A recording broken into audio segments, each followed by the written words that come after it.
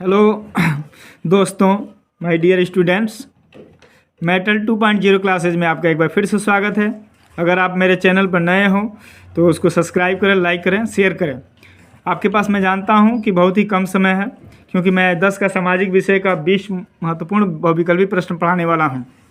आपके सामने सिर्फ 25-26 दिन का टाइम है, लेकिन इसमें भी आप सही से पढ़ें तो आप अपने विषय में टॉपर हो सकते हैं, स्कूल में टॉपर हो सकते हैं, डिस्ट्रिक्ट भी टॉपर हो सकते हैं। ऐसा नहीं, हिम्मत नहीं हारेंगे आप, क्योंकि आपके पास सिर्फ 25 दिन का है और मैं उन्हीं प्रश्नों को लाता हूं जो हर साल किसी न किसी परीक्षा में पूछा है।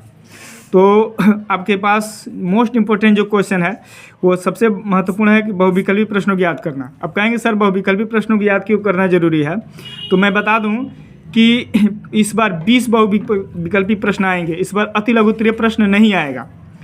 20 बहुविकल्पी प्रश्न आएंगे और लघु उत्तरीय प्रश्न आएंगे और दीर्घ उत्तरीय प्रश्न आएंगे। तो मैं उन प्रश्नों को लिया हूँ जो हर बार परीक्षा में पूछा जाता है। आपके पास 25-26 दिन का टाइम है। अभी से भी आप मेहनत से पढ़ें और डेली अभ्यास करें तो आप आसानी से टॉपर बन सकते हैं। तो चलिए, मैं बिना देरी किए हुए मैं आपको प्रश्नों को हल करने के लिए बताता हूँ। तो आपके सामने मैं जो प्रश्न रख रहा हूँ, इसमें सबसे जो पहला प्रश्न है कि जर्मनी का राष्ट्र रूपक था, यानी जर्मनी का जो राष्ट्रवाद का जो समय चल रहा था, उसमें जो उस समय देश के तमाम देशों में इसकी फैलाव हो रही थी राष्ट्रवाद का।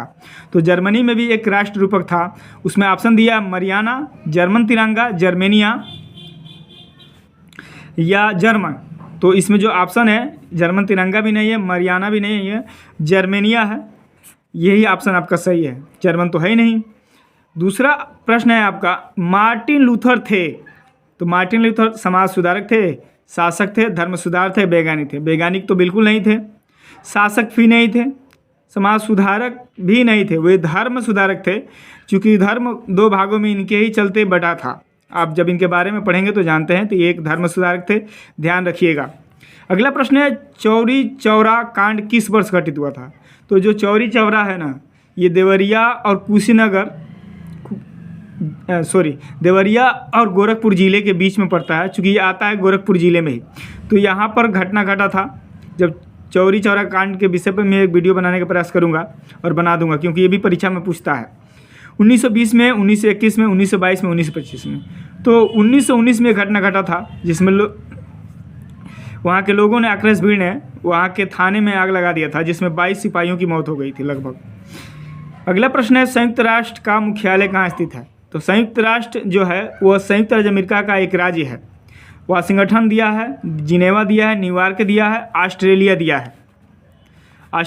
है। तो इसमें ऑस्ट्रेलिया तो समझ लीजिए एक अलग ही देश है, और यही तीन ही उसके राज्य हैं। तो जो संयुक्त राष्ट्र संघ का जो मुख्यालय है, मुख्य हेड ऑफिस है, वो आपका न्यूयॉर्क शहर में है। एकदम ध्यान देते चलिए।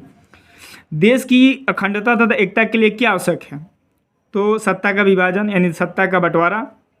राजतंत्र बिल्कुल नहीं है। सत्ता की साझेदारी, उपयुक्त में से कोई नहीं।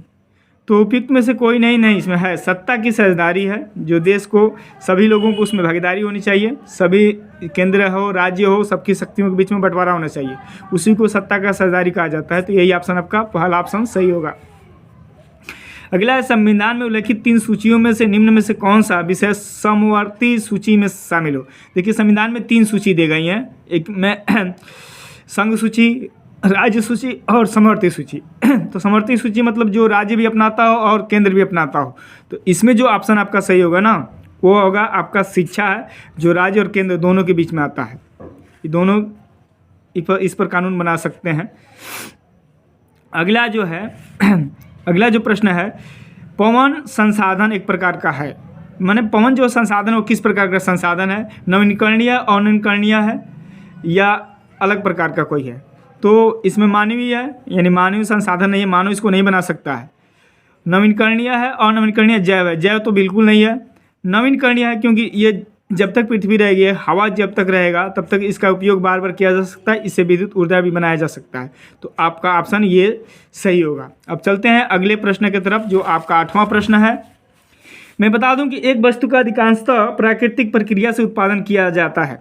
प्राकृतिक प्रक्रिया से उत्पादन करने का मतलब है कि जिसको मतलब ज़्यादातर प्रयोग करके जो प्राथमिक प्रक्रिया होती है उससे ले जाकर बनाया जा सकता है। तो इसमें प्राथमिक प्रक्रिया नहीं होता है, प्राकृतिक प्रक्रिया में प्राथमिक प्रक्रिया नहीं होता है। द्वितीय क्षेत्रक होता है, तृतीय क्षेत्रक भी नहीं होता, सूचना प्रौद्योगिकी तो बिल्कुल नहीं होता है।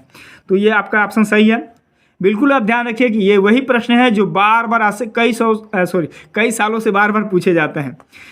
अगला जो प्रश्न है, विदेशी व्यापार किन के मध्य होता है, यानी जो विदेशी व्यापार होता है, इंटरनेशनल जो ट्रेड होता है वो किन किन देशों के बीच में होता है। तो इसमें देता है 2 देशों के मध्य, 2 प्रदेशों के मध्य, 2 नगरों के मध्य, 2 गाँव के मध्य। 2 गाँव के मध्य कोई बड़ा व्यापार नहीं होता है। 2 प्रदेशों का मध्य जो व्यापार होता है वो राष्ट्रीय व्यापार के अंतर्गत आता है। 2 नगरों का व्यापार भी एक बहुत छोटा व्यापार होता है। तो विदेशी व्यापार का मतलब एक देश दूसरे देश से व्यापार करे, यानी 2 देशों के मध्य होगा व्यापार, उसी को हम क्या बोलेंगे, विदेशी व्यापार बोलेंगे। बिल्कुल BC प्रश्न आएंगे, OMR सीट मिलेगी, उसमें आपको सही आंसर के सामने काला करना है, इस पर टिक नहीं लगाना है, आपको काला करना है, ठीक है। अब जब मुझे प्रयास में हूँ, मुझे मिल जाएगा तो मैं पूरा एक कॉपी लिखने का वीडियो बना दूंगा, आप लोग टेंशन मत करिएगा। उसमें से भी बहुत प्रश्न आपको लड़ेंगे, मैं उस तरह का ही वीडियो बनाता हूँ। अगला जो प्रश्न है, ऑटोवान बिस्मार्क का संबंध किस देश से था, इटली, जर्मनी, फ्रांस, ब्रिटेन। तो ऑटोवान बिस्मार्क का जो संबंध था ना वो जर्मनी देश से था, इसको बिल्कुल याद रखिएगा। महात्मा गांधी दक्षिण अफ्रीका से भारत कब लौटे। तो मैं बता दूं कि महात्मा गांधी इंडिया आने के बाद तुरंत चले गए थे अफ्रीका, वहाँ उनका कुछ बिजनेस था, उसी को देखने वो चले गए थे, लेकिन वहाँ उन्होंने सत्याग्रह आंदोलन किया था, ये भी आता है। तो 1914 में वो भारत आए थे, 1915 में, 1918 में, 1919 में नहीं, वो 1915 में भारत लौटे थे और आते ही भारत में उन्होंने आंदोलन करना शुरू कर दिया था। वर्तमान में भारत में कुल कितने राज्य हैं। देखिए भारत में राज्यों की संख्या दिन प्रतिदिन बढ़ी नहीं है, कई सालों पर एक राज्य इधर उधर हुए हैं। तो 26 हुए, 27 हुए, 28 हुए, 29 हुए, फिर बाद में जम्मू और कश्मीर को तोड़कर उसे 2 केंद्र शासित प्रदेशों में बांट दिया गया, तो वो 2 भागों में टूटने से एक राज्य कम हो गया। तो इस संख्या पहले 29 थी, अब संख्या 28 हो गई है वर्तमान में, इस समय में। अगला जो प्रश्न है, यूरोपीय देशों ने मानचित्र पर लकीरें खींचकर किस महाद्वीप को आपस में बांट लिया। देखिएगा ये बहुत ही मोस्ट इंपॉर्टेंट क्वेश्चन है और ये अचानक में पूछा जाने वाला क्वेश्चन है। तो यूरोपीय देशों का जो था ना वो होल वर्ल्ड पर शासन करते थे, पूरे विश्व में शासन करते थे। जैसे स्पेन भी था, पुर्तगाल था, फ्रांस था, इंग्लैंड था, ऐसे और भी देश थे जो अलग अलग देशों पर शासन कर रहे थे। तो उसमें जो सबसे ज़्यादा देशों में जो शासन कर रहे थे ना, उन देशों में महाद्वीपों में और अफ्रीका महाद्वीप में भी शासन कर रहे थे। तो अफ्रीका महाद्वीपों को ही ना इन्होंने कई भागों में तोड़कर शासन किया था। श्रीलंका स्वतंत्र राष्ट्र कब बना, यानी श्रीलंका कब आज़ाद हुआ। तो श्रीलंका 1947 में आज़ाद हुआ, 1950 में, 1948 में, 1945 में। तो मैं बता दूं श्रीलंका भारत से 1 साल बाद आज़ाद हुआ। भारत 1947 में आज़ाद हुआ और श्रीलंका 1948 में, चाइना भी 1948 में आज़ाद हुआ। तो हो सकता है कभी कभी श्रीलंका की जगह पर चाइना दे दे, चीन दे दे। तो इस प्रकार आपके देखिए मैंने 14 प्रश्न करा दिए हैं और बचे हैं आपके सिर्फ 6 प्रश्न। देखिए आपके सामने भारतीय राष्ट्रीय कांग्रेस की स्थापना हुई थी। कभी कभी पूछ देता है भारत में सबसे प्राचीन पार्टी कौन है, सबसे पुरानी पार्टी कौन है ना। तो भारतीय राष्ट्रीय कांग्रेस ही भारत की सबसे पुरानी पार्टी है।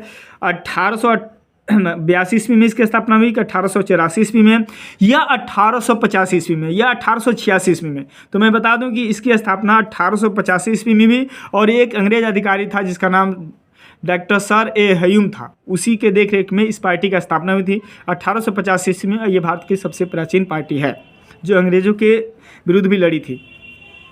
निम्नलिखित में से किस राज्य में काली मिट्टी पाई जाती है।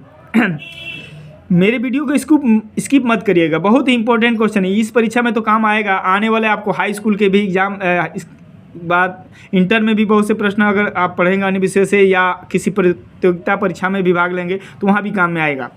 निम्नलिखित में किस राज्य में काली मिट्टी पाई जाती है। तो झारखंड है, गुजरात है, राजस्थान है, बिहार है। भारत में 2 ही 3 राज्य हैं जहाँ काली मिट्टी सबसे ज़्यादा पाई जाती है, उसमें महाराष्ट्र है, गुजरात है, झारखंड है। लेकिन इसमें सबसे ज़्यादा जो मिट्टी पाई जाती है वो गुजरात और महाराष्ट्र में पाई जाती है। तो इसमें महाराष्ट्र ऑप्शन नहीं है, जब महाराष्ट्र होगा तो गुजरात नहीं होगा, ध्यान में रखिएगा। तो इन दोनों राज्यों में सबसे ज़्यादा पाई जाती है। और जो काली मिट्टी में कपास और गन्ना की फसल बहुत बढ़िया होती है। इनमें से कौन सी रबी की फसल है। रबी मतलब भारत में 3 प्रकार की फसलें उगाई जाती हैं, रबी, खरीफ और जायद। तो रबी की फसल बोया जाता है, वह फसल होता है, देखिए रबी की जो फसल है, रबी और खरीफ होता है। तो रबी की फसल में जो आता है वो आपका आता है चना, यानी जो गेहूं के साथ बोया जाता है, सीधा सीधा समझिए, जो गेहूं के साथ बोया जाता है वो रबी की फसल होता है। तो चना इसमें ऑप्शन हो जाएगा। और अब देख लीजिए, जो ठंडी ऋतु में, शीत ऋतु के प्रारंभ में बोई जाती है और ग्रीष्म ऋतु के प्रारंभ में काट ली जाती है, वही फसल रबी की फसल होती है। अब अगला दिया, महामंदी का प्रारंभ किस वर्ष में हुआ था? तो बता दूं दोस्तों और मेरे प्रिय स्टूडेंटों कि जो महामंदी था ना, इसका प्रभाव पूरे होल वर्ल्ड पर पड़ा था। और यह इसका प्रारंभ कभी कभी पूछता है किस महाद्वीप से हुआ था या किस देश से हुआ था, तो अमेरिका महाद्वीप या संयुक्त राज्य अमेरिका से हुआ था। तो 1919 में हुआ था? नहीं, 1919 में नहीं हुआ था। 1924 में हुआ था? नहीं, 1929 में हुआ था और 1934 तक लगभग था। अगला जो प्रश्न है, सुंदरबन राष्ट्रीय पार्क किस राज्य में स्थित है? तो सुंदरबन जो राष्ट्रीय पार्क है, तो सुंदरबन जो है वो सुंदरी नामक वृक्ष किसके वहाँ ज़्यादा पाए जाते हैं, इसलिए वहाँ पर सुंदरबन के डेल्टा पाए जाते हैं, जो गंगा और ब्रह्मपुत्र नदियों द्वारा बनाया जाता है। और ये अपने यहाँ जानते हैं, गंगा और ब्रह्मपुत्र नदियाँ ना असम से होकर बहती है, ना उड़ीसा से होकर बहती है, ना मध्य प्रदेश से होकर बहती है, वह पश्चिम बंगाल, उत्तर प्रदेश से होते हुए, बिहार होते हुए पश्चिम बंगाल से होकर बहती है। तो इसमें ऑप्शन आपका पश्चिम बंगाल ही होगा। अगला प्रश्न है, श्रीलंका में निम्न में